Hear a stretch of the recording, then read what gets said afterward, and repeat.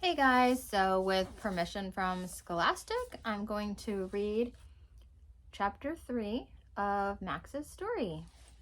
A little bit late, but better late than never. So, let's get started.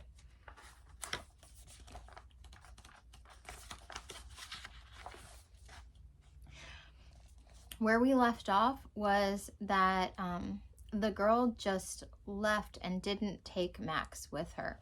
So, he's a little bit upset by that.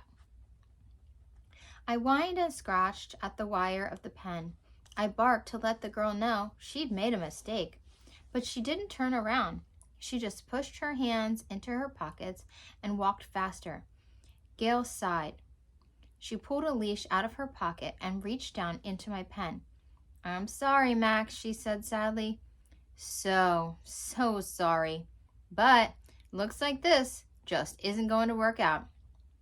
She clipped the leash onto my collar and picked me up. That's when I saw my chance. I snapped my teeth, closing so close to Gail's fingers that I could almost taste her skin. She gasped, and her grip on me loosened. One squirm, one push with my back legs, and I was free. I was also falling. I thumped to the ground and staggered. Gail dropped to her knees and grabbed for my collar, but I didn't let her touch me. I got my balance back, and then I leaped and dodged and ran as fast as I could, the leash trailing behind me. I had to get my girl. I jumped off the grass and onto a winding path. My girl had gone this way, and I had to follow her. There were feet all around me, some in sandals, some in sneakers, and some in shiny shoes with high heels. One pair of feet was even in shoes with wheels. Those zipped past me so quickly that the wind that they made roughed my fur and made my ears twitch. Some of the feet jumped aside as I ran past. Others stood still, and I darted around them. "Catch him!" I heard Gail's voice call faintly behind me, but I ran on. Huge wheels 3 times as tall as I was whizzed past me. A person on a bike. I swerved to one side, off the path, and onto the grass. "Watch out!" I heard the rider shout, and the bike wobbled. I heard something crash to the asphalt, but I didn't look back to see what had happened. I was running again. The grass was easier to run on. I discovered softer for my paws and with fewer feet to dodge. But up ahead, there was one set of feet, and I was rapidly getting closer to them. Just as I got ready to dart around the feet, something huge and blue and wiggly came down from above. Long tubes of bright color twisted together, wobbled and jiggled in the breeze. It smelled dreadful, a rubbery, unnatural smell. "Want a balloon, animal, little pup?" rumbled a voice. I skidded to a stop, stiff-legged. I growled, my fur bristling. The man holding the threatening object shook it at me and laughed. "Just a doggy like you," he said. The thing lurched at my face. I lunged forward a bit, and I bit. This time, it was not a warning. I meant it. This thing was attacking me. My sharp teeth made contact. That would teach this dreadful thing to stay away from me. A deafening bang exploded in my ears, and my legs took off running in spite of me. I would never run away from another dog, but this thing wasn't a dog. It was horrible. Without planning to, I dashed under some bushes and squirmed beneath their lowest branches. I was small enough to do this without even slowing down, at least not much. When I burst out again, I was on a sidewalk. Straight in front of me was a street, and crossing the street, there she was, my girl. Her back was to me. She couldn't hear me bark, but I was so close to her now. I raced across the sidewalk and without slowing down for a second, sailed off the curb. Now, instead of feet, I was surrounded by tires, all of them motionless. They were much bigger than I was and smelled a little like that terrifying blue thing back in the park, but worse. A dirty, burned smell choked my nose as I ran. When I was halfway across the street, the tires started moving. "Watch out for that dog!" somebody shouted. A tire was coming right at me.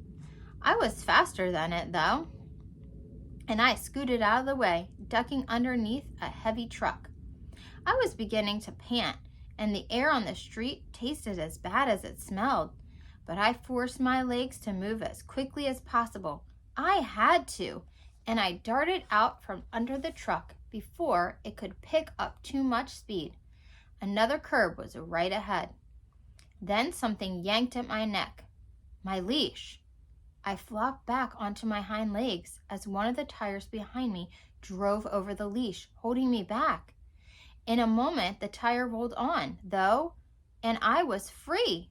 I heaved my front paws up on the curb, scrabbled at the concrete with my claws, and clawed and crawled up on my shaking legs. My throat ached where the leash had pulled so hard on my collar. I stood trembling from my wild run and panting for breath. I looked around for my girl. There she was, not 20 feet away from me. She'd left the sidewalk and turned down a smaller walkway that led to the front door of a tall building. 2 glass panels in the wall slid open right where she was standing. I was so tired, but I knew I had to catch up. I forced myself into a dead run again. The drag from the leash slowed me down a little, but I pushed myself to keep moving. I raced down the walkway after my girl, too out of breath to even bark. She stepped inside the building. The glass doors slid shut behind her. Frantically, I threw myself against the doors. I gasped into a big breath and barked as loudly as I could. The doors did not open for me. They stayed shut, and my girl could not hear me. Footsteps came up behind me. "Hey, little dog, where do you belong?" said a voice. I glanced up to see a man in a yellow shirt standing there. He was reaching down, and I thought I'd have to show him, just like I'd shown all those other people in the park, that I was Max, not a dog to be picked up by just anybody. But before I could do it, the glass doors in front of me suddenly slid open. I tore inside looking for my girl. The floor was slick under my feet. I skittered and slid, my claws spread wide, and looked around frantically. Then I saw her. She was standing in a tiny room with a light over her head. Her eyes went wide and her mouth fell open a little when she saw me. In front of her, 2 doors started to inch shut, just as the glass doors had done before. I wasn't going to let that happen to me again. I gripped the slippery floor hard with my claws, braced myself, and leaped in with her, jumping up to put my paws on her knees, sobbing for breath as the door slid shut behind me. "Oh no," the girl gasped.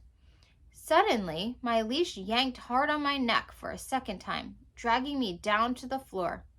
I let out a strangled yelp of surprise and pain. "You're caught!" the girl cried out. She dropped to her knees. I pulled hard against the leash, trying to go to her, but something was steadily hauling me backward. My mouth opened, but no sound came out. My collar had cut off my air. I couldn't breathe. "Oh, no, no," the girl whimpered. She grabbed hold of my collar, too. This wasn't helping. I gagged as she pulled on the collar in one direction and the leash pulled in the other. Then with a snap, the collar broke open in the girl's hand. My leash whipped back through the crack between the doors and vanished. And I flopped against the cold floor, breathing hard and shaking. "Oh, puppy," the girl said, and her voice was shaking too. "You could have been killed." Very carefully, she picked me up and held me close to her chest. Her smell was all around me, comforting and soothing, and I felt better at once. I smelled other dogs on her skin and a new scent I hadn't met before, some kind of animal that I had never seen. I licked at her face and neck to let her know that I was okay. Everything was okay now that we were together, but I'd hoped she'd learn her lesson and wouldn't leave me behind again. That's the end of chapter 3. Julia, we'll have to see what happens in chapter 4. Do you think the girl is going to leave Max?